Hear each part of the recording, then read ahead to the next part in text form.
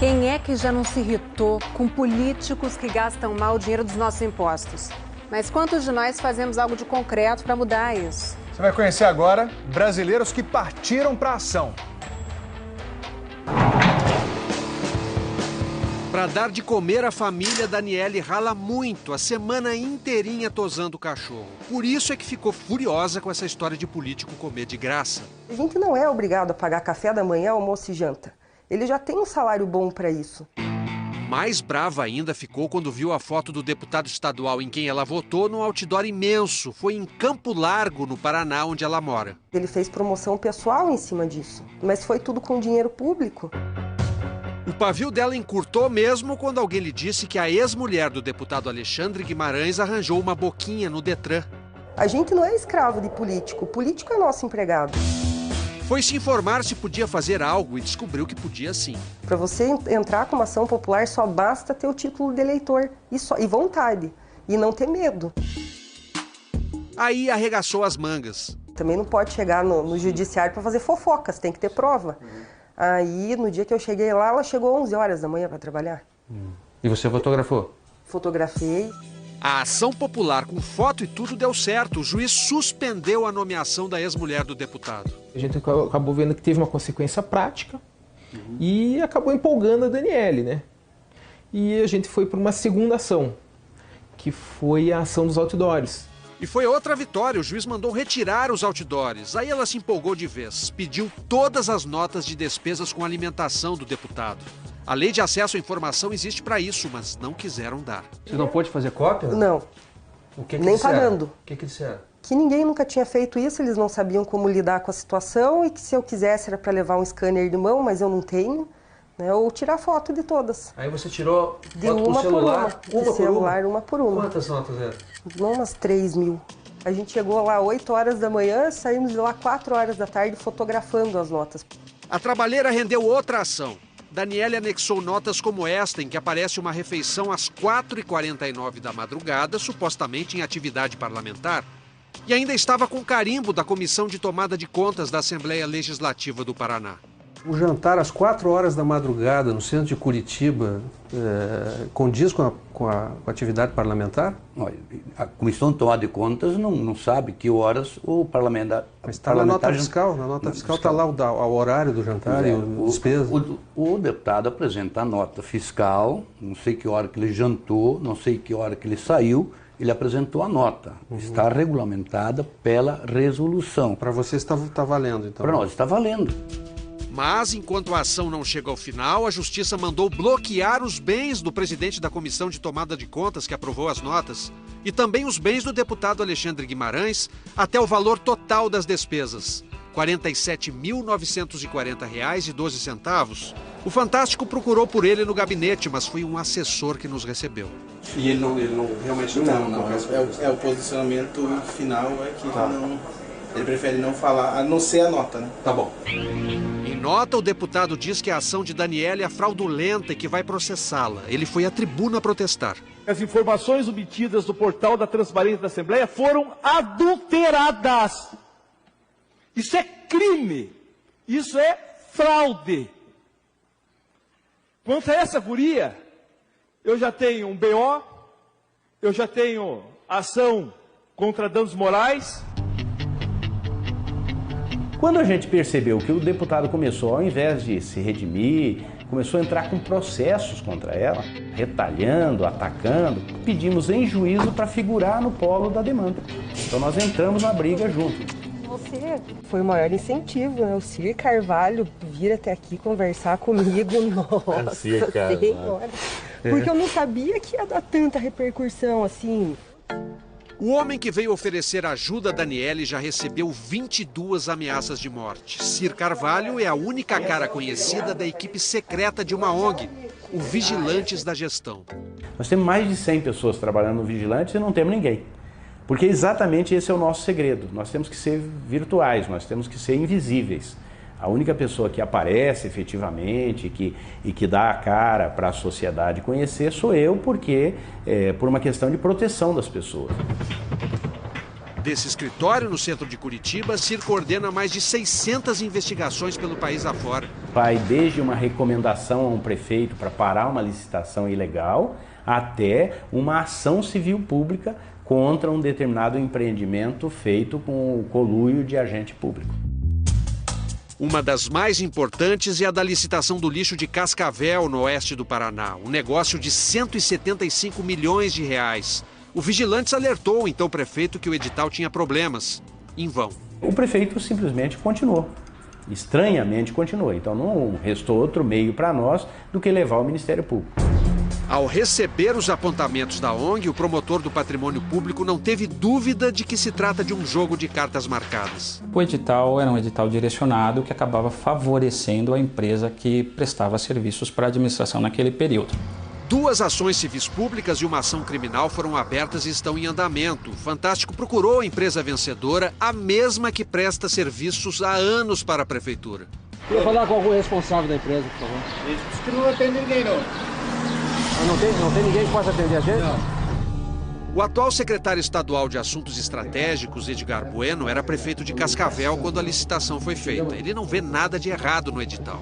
Nenhuma das recomendações encaminhadas à prefeitura fazia sentido para o senhor? Não havia nada? Não, algumas sim, inclusive das próprias empresas. Não, eu digo a recomendação da ONG, que foi encaminhada ao senhor. O senhor não aceitou nenhuma? Nenhuma delas fazia sentido? Foi analisado. Alguma coisa foi acatada. O quê? Não me lembro o quê, mas alguma coisa foi acatada. Assim que não tinha muita importância, mas também não tinha problema a trazer. O Ministério Público acho que tem importância, tanto que está movendo ações contra o município de improbidade contra integrantes do seu governo. Sim, o papel do Ministério Público é mover ação. Agora, nós temos a obrigação de ir na justiça. O juiz tem que julgar. Para o juiz julgar, ele tem que conhecer o processo. Vasculhar editais da Prefeitura de São José, na Grande Florianópolis, é a obsessão desses 2 homens. Papel higiênico estocar tanto, para que isso? Pode ser uma compra esdrúxula de 7.000 fardos de papel higiênico. Esticando e emendando um rolo no outro, dava para ir do Brasil ao Japão e ainda sobrava papel. Daria para mais de uma década do consumo da Prefeitura. Em nota, a Prefeitura de São José afirma que a licitação foi feita na gestão anterior e que um erro administrativo gerou a compra em fardos e não em rolos. Por isso, o estoque exagerado. Mas e quando um asfalto mal feito aparece diante do nariz? 800 metros de rua, o município gastou por volta de R$700 mil, e exatamente em frente à minha garagem, 6 meses depois de concluída a pavimentação, o asfalto já começou a esfarelar. Quer dizer, em frente à sua casa, em frente à sua garagem, é quase um desaforo, né? Exatamente. João Alfredo e Jaime são voluntários do Observatório Social de São José, uma ONG que pega no pé dos políticos da cidade. É claro que eles não gostam. Eu questionei pontualmente uma informação errada. Então eu fui à tribuna e fiz o questionamento. E expliquei que estava errado.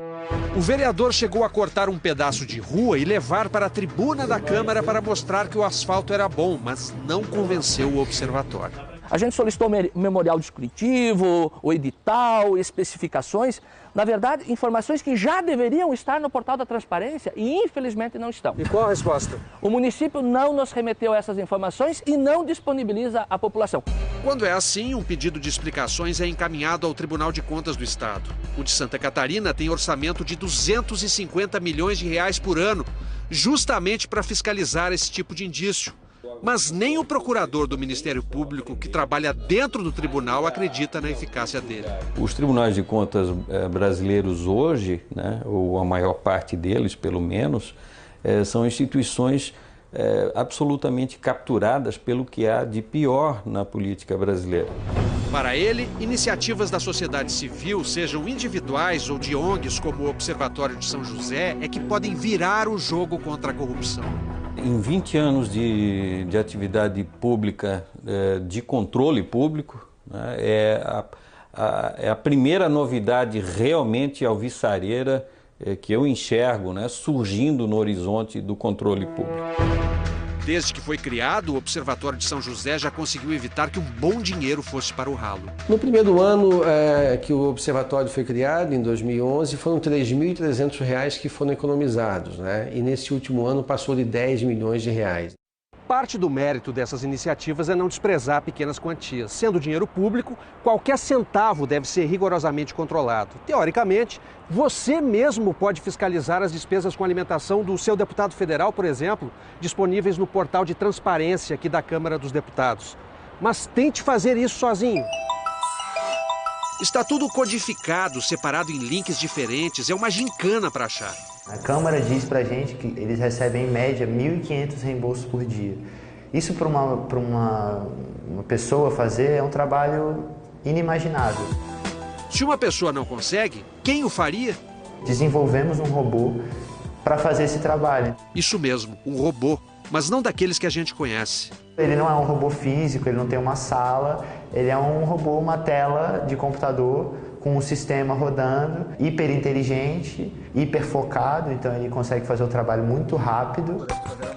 O robô foi criado por um grupo de jovens que é a cara do controle social do século XXI. Alguns deles só se conhecem pela internet e botaram um nome romântico no projeto. A Operação Serenata de Amor é a nossa serenata de amor para o país. É uma inteligência artificial, ele puxa os dados da Câmara e a gente ensinou ele a analisar esses dados da Câmara. O nosso robô leu e encontrou 8.000 suspeitas em 3 milhões de notas em 1 hora. É impossível um ser humano fazer isso ao mesmo tempo. Algumas suspeitas não são necessariamente ilegais, mas por que um deputado gastaria, nas férias dele, na cidade dele, R$ 1.400 num restaurante que serve carne de bode? Eu tenho minha residência em Petrolina também, mas lá não tem quem faça comida. O senhor gastou R$ 1.400 no mês com carne de bode? Fazendo refeição lá, não é carne de bode, é almoço. Almoço, janta, que minha família mora aqui em Brasília, e quando eu chego lá em Petrolina, eu faço a refeição lá no Geraldo do Bode. O senhor não vê nada de errado? Não, se eu tenho o direito de fazer a refeição e ser reembolsado... Alguns deputados acabam dando razão ao robô dos garotos. Tem uma nota sua que eles consideraram suspeita. Eu queria que o senhor desse uma olhada para o senhor ter uma ideia do que se trata. Eu já, inclusive, já devolvi o recurso. O que é isso aí? É R$ 145 com açaí? Não, não é com açaí não. Isso aqui, na verdade, é um restaurante. Realmente o valor era exacerbado, diferenciado, então eu resolvi fazer a devolução. Então o senhor assumiu e devolveu? Sim, fiz a devolução. Eu achei que o valor realmente estava fora do convencional e fiz a devolução. Apesar, repito, não ser ilegal. O Serenata de Amor parece ter conseguido o inimaginável. A tecnologia proporcionou para as contas públicas coisas incríveis. Uma delas é fazer um deputado discutir com um robô na rede social, né? A gente criou uma conta numa rede social pro robô e ela posta lá o que ela encontra de suspeito. E ela marca o perfil do deputado. Então os deputados que não estavam respondendo a gente pelo meio oficial, eles começaram a nos responder pela rede social. Internet, conectividade, cobrança em tempo real. Estão aí as ferramentas de controle dos novos tempos. Mas tão moderno quanto um robô é trocar a reclamação passiva pela força das ações concretas. Não basta só o sujeito gritar, eu estou sendo roubado, né? Na verdade, ele precisa reunir documentos, ele precisa constituir provas, ele precisa dar sequência àquela indignação dele.